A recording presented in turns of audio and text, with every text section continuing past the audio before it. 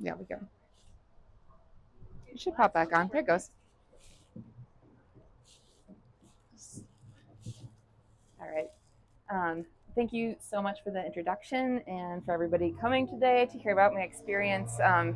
I pretty much spent the last 4 weeks mostly alone with my dog, so I haven't used my vocal cords all that much, so I'll try to get through this. But yeah, my name is Kelsey Dzintars. I'm here to talk about my last 4 weeks at Castle Butte Lookout through in partnership with Open Air and the Selway Bitterroot Frank Church Foundation. And Lizzie pretty much kind of covered a lot of my background. As she said, I'm from Rapid City. Sorry, is that kind of reverbing? I'm from Rapid City, South Dakota. Grew up romping around the Black Hills, doing lake stuff, skiing. Found myself in Montana about 20 years ago and pursued graphic design. I worked at as full-time as a graphic designer for about 5 years out of school, and quickly discovered that being in front of a computer most of the day wasn't really for me. And so that was about a decade ago that I started pursuing my independent art career. And nowadays it looks like doing mural work, tattoo work, and taking on a number of painting and illustrations per year. Here's just a couple of samples of what I've been up to. This mural on the left here was one that I completed in downtown Missoula last summer. It's on the back of Trail West Bank Alley, kind of near Complex Brewing, if you've been in that area. And on the left here is a tattoo sleeve I completed this winter based on imagery from the Middle Fork of the Salmon River. She's a guide there as well. And as Lizzie mentioned, that's also part of my story. Is after I quit my graphic design job, I worked for 6 seasons on the Middle Fork of the Salmon River to support my art career as well.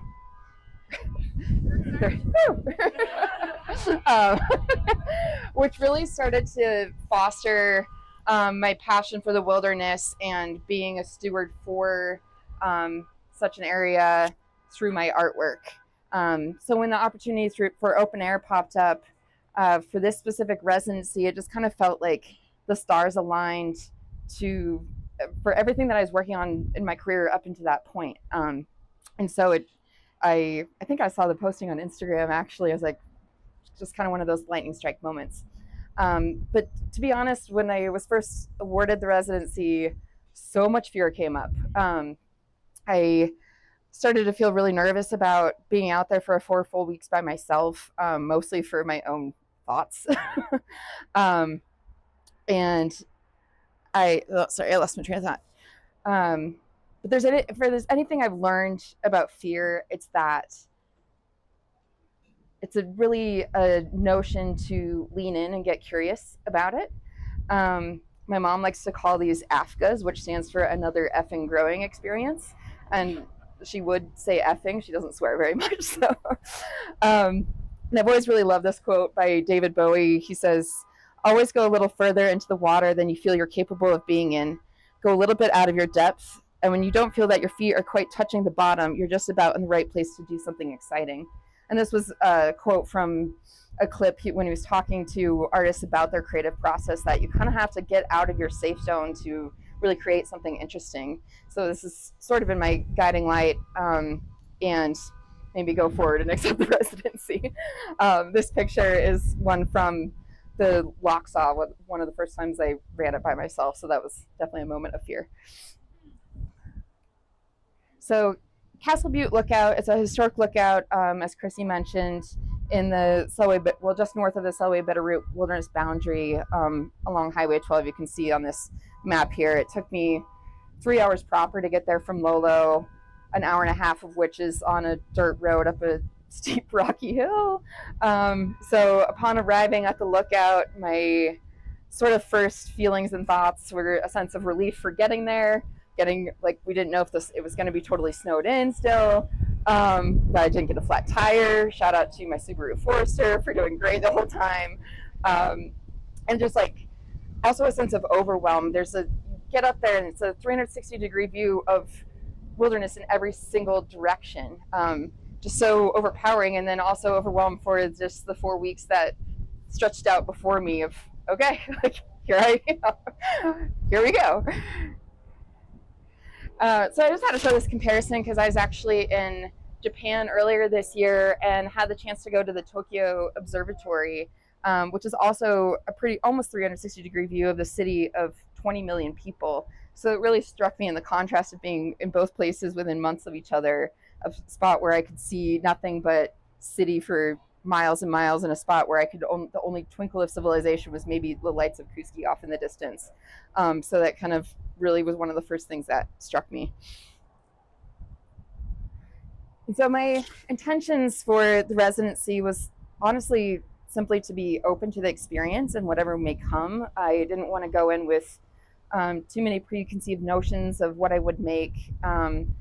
Leading into it, I was in a state of my artistic practice where I'd really careerified and commodified almost everything and was working at a really pretty grueling pace, to the point of being somewhat unsustainable, both in just taking on tattoo commissions and some painting commissions and whatnot, where it just everything had to be churned out, and I was losing my sense of creative exploration. So I was really looking forward to have the time to really create and explore from a place of almost no intention, and just acting on anything that sparked my interest.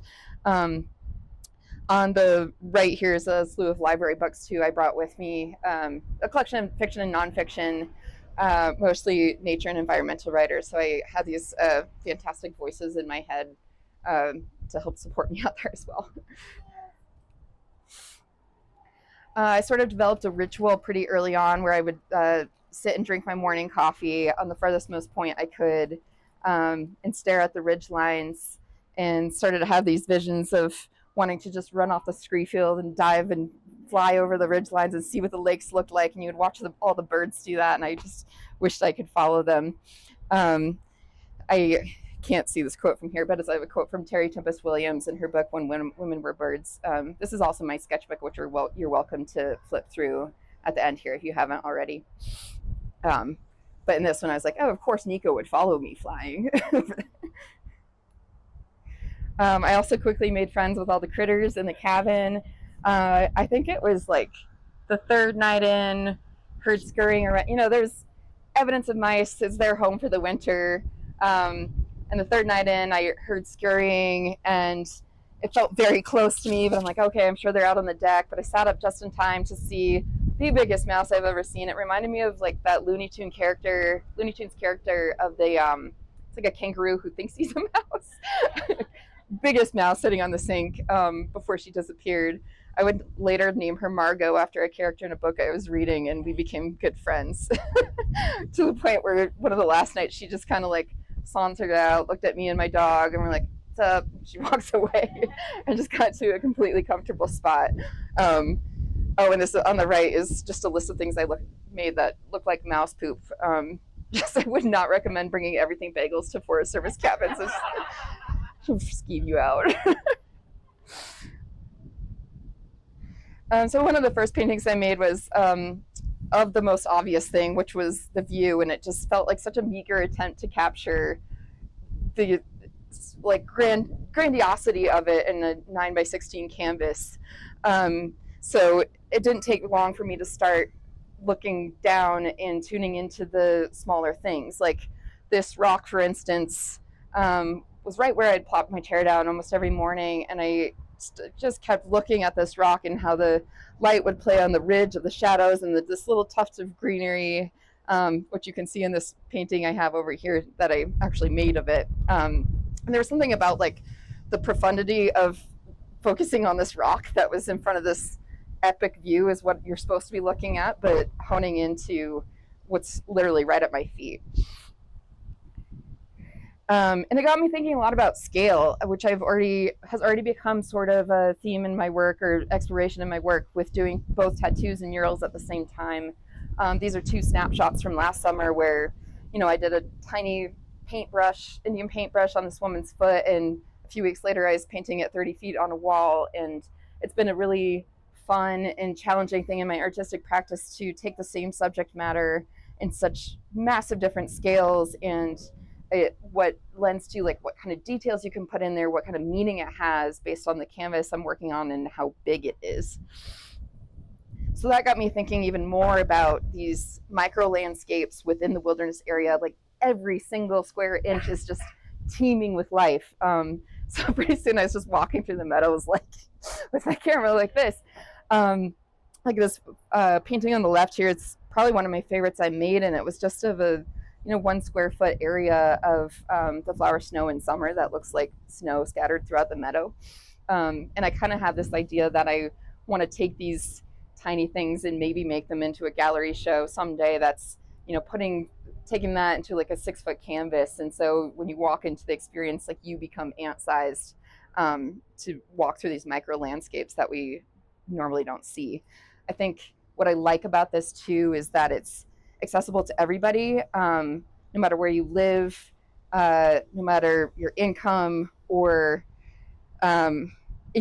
your ability levels. You don't have to be able to scale a mountain to experience this beauty. I was walking through Missoula yesterday, and because I'm in this mindset, noticing all the beauty of grass coming out of the cement and the gross stuff on the sidewalk downtown, and there's just so much to see.